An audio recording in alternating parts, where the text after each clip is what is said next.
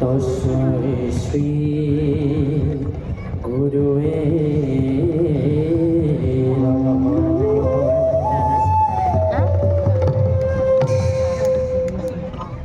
হে জগত মাতা লক্ষ্মী, হঠাতে মনটো মোৰ উত্ৰাৱল হৈ পৰিছে।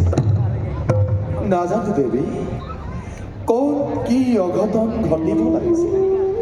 নাথ, আপোনাৰ সৰ্বত্ৰলোকত শান্তি বিৰাজ কৰিছে। চিন্তা কৰিবৰ কোনো কাৰণ নেদেখোঁ।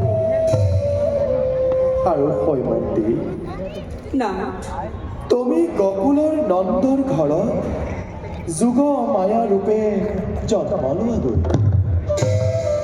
মোক নন্দৰ ঘৰত থৈ বসুদেৱে তোমাক সলাই আনিব।